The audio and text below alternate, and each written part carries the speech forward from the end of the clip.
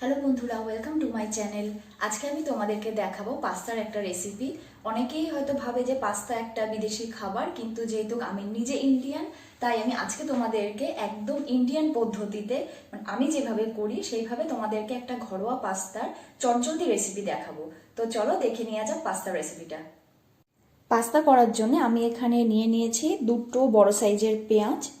পেঁয়াজগুলো আমি একটু বড় বড় করে কেটে নিয়েছি, যেহেতু পেঁয়াজগুলো খুব সরু সরু হলে খেতে অতটা ভালো লাগে না, ওই জন্য আমি পেঁয়াজগুলোকে একটু বড় বড় করে কেটে নিয়েছি। আর এখানে নিয়ে নিয়েছি একটা বড় ক্যাপসিকাম। আর এখানে নিয়েছি এই এক বাটি মতন পাস্তা। যদি দেখি এটা মনে হচ্ছে অনেকটা অল্প, কিন্তু এটা যখন আমি সেদ্ধ করব তখন অনেকটা হয়ে যাবে। আর এখানে আমি নিয়ে নিয়েছি পাস্তা সস। এটা হচ্ছে রেড পাস্তা সস। এটা খেতে বেশি ভালো লাগে, তার কারণ এটা অনেকটা ঝাল ঝাল টক টক সবকিছুই ফ্লেভার এর মধ্যে থাকে। এখানে জলটা গরম করতে দিয়ে দিয়েছি, আর এই জলটার মধ্যে আমি একটু নুন দিয়ে দেব।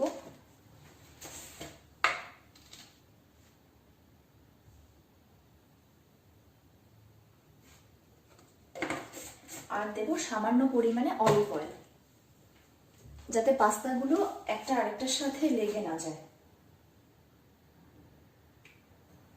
অল্প একটুখানি অলিভ অয়েল আমি দিয়ে দিলাম এর মধ্যে। এবার জলটাকে ঢাকা দিয়ে জলে একটুখানি ফুটে জলটা গরম হয়ে গেছে। আমি এখন একটুখানি গ্যাসটাকে কমিয়ে আমি এর মধ্যে পাস্তাটাকে দিয়ে দেব।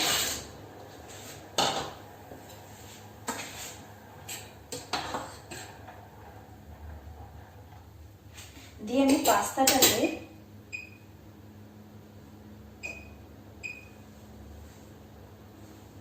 জলটা ভালো করে ফুট আসা অবধি অপেক্ষা করব। পাস্তাটা একটু নরম হয়ে আসা অবধি আমি অপেক্ষা করব।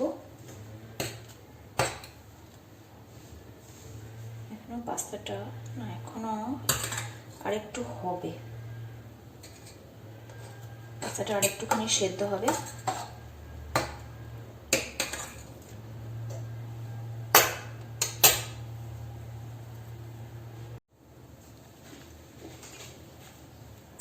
পাস্তাটা এবার হয়ে এসেছে অনেকটা। পাস্তাটা হয়ে গেছে। এবার আমি পাস্তাটা থেকে এবার জলটা ঝরিয়ে নেব। এবার আমি এই কড়াইয়ের মধ্যে দিয়ে দেব একটু অলিভ অয়েল।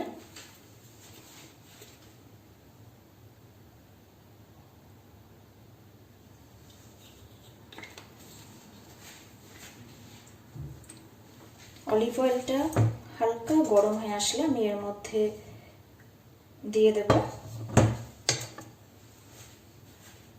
প্রথমে আমি দেব হচ্ছে ক্যাপসিকাম।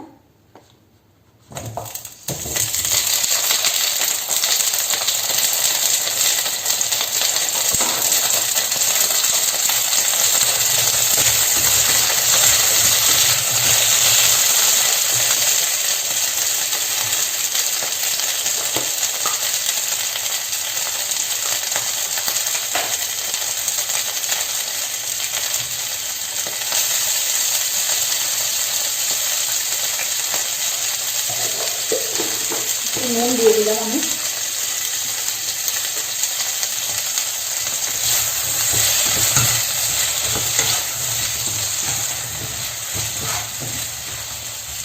ক্যাপসিকামগুলোকে একটু আমি হালকা করে ভেজে নেব, খুব বেশি নরম করব না। তার কারণ হচ্ছে পাস্তার সাথে যত এই ক্যাপসিকাম, পেঁয়াজ, এই সবজিগুলো একটুখানি কম সেদ্ধ হবে, সেটা খেতে বেশি ভালো লাগে।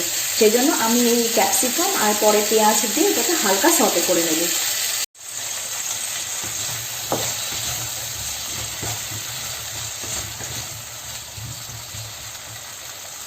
গ্যাসের ফ্লেমটা মিডিয়াম রেখে আমি এটা রান্না করব।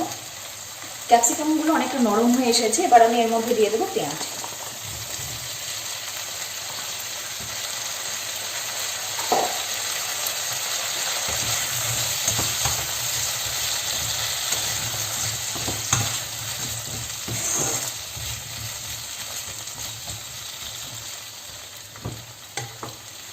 দিয়ে এবার আমি এগুলোকে একটু ঢেকে দেবো, যাতে একটু নরম হয়। এবার আমি ঢাকনাটা খুলে দেখবো, এগুলো অনেকটা মনে হচ্ছে নরম হয়ে গেছে।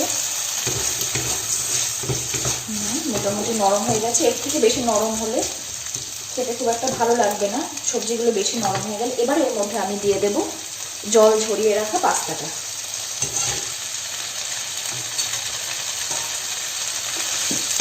পাস্তাটা দিয়ে আমি এগুলোর সাথে মিশিয়ে নেব।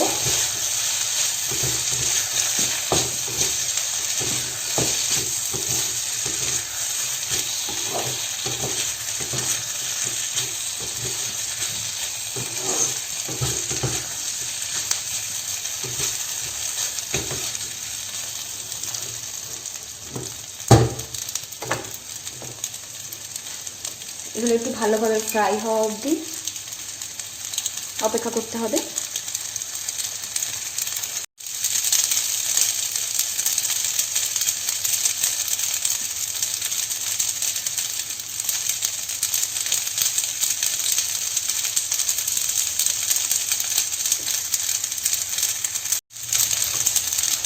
পাস্তাটাকে একটু ভাজা ভাজা করে নিতে হবে।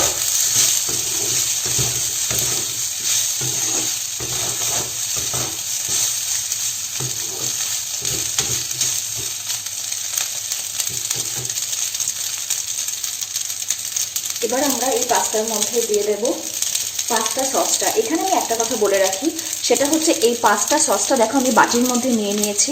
তার কারণ হচ্ছে আমি পাস্তা সেদ্ধ করে যে জলটা বেশিরভাগ ফেলে দিয়ে আর বাকি গরম জলটা দিয়ে আমি পাস্তা সসটাকে বাটির মধ্যে গুলে নিয়েছি। তোমরা যখনই পাস্তা সস ইউজ করবে তখন সেটা কখনো ঠান্ডা ইউজ করবে না, সবসময় গরম জলে এইভাবে গুলে নিয়ে ইউজ করবে, তাতে সসটা খেতে ভালো হয় আর খুব ভালোভাবে সেটা পাস্তার সাথে মেশে। এবার আমি এই সসটা পাস্তার মধ্যে দিয়ে দেবো।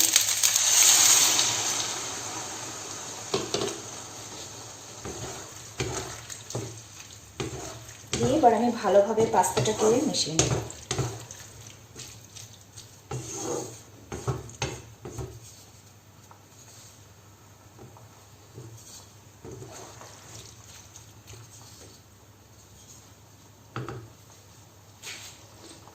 আমার নিজের এই পাস্তা সসের সাথে টমেটো সস খেতে খুব ভালো লাগে, সেই জন্য আমি অনেক সময় এই পাস্তার সাথে আমি টমেটো সসও দিয়ে দিই। কিন্তু তোমরা যদি চাও তাহলে তোমরা শুধু এই একটা পাস্তা সস দিয়ে এটা তৈরি করতে পারো।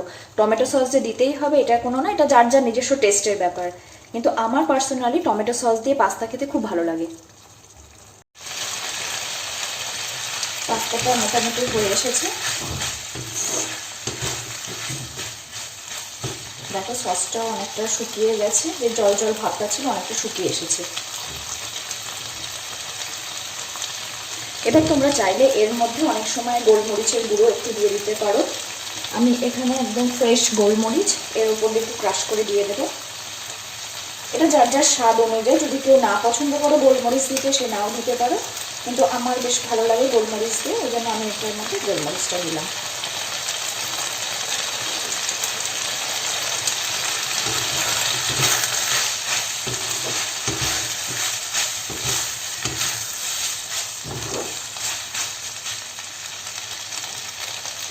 আমার পাস্তা মোটামুটি কমপ্লিট। এবার আমি গ্যাসটাকে অফ করে দেবো।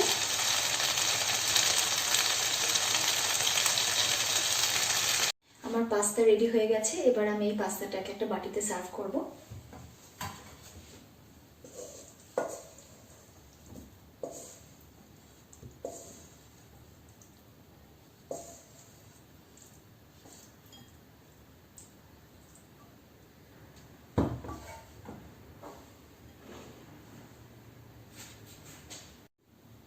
তোমরা দেখো আমি যখন পাস্তাটা করেছিলাম তখন কত অল্প ছিল প্রথম যখন বাটিতে নিয়েছিলাম, কিন্তু এখন এটা পুরোপুরি হয়ে যাওয়ার পরে অনেকটা এরকম 2 বাটি পাস্তা হয়েছে। তোমরা যদি চাও তো এটার মধ্যে অনেক সময় তোমরা টমেটো সস অ্যাড করতে পারো। আমি নিজে টমেটো সস ভালোবাসি, তাই আমি এর মধ্যে একটু টমেটো সস অ্যাড করে নেব।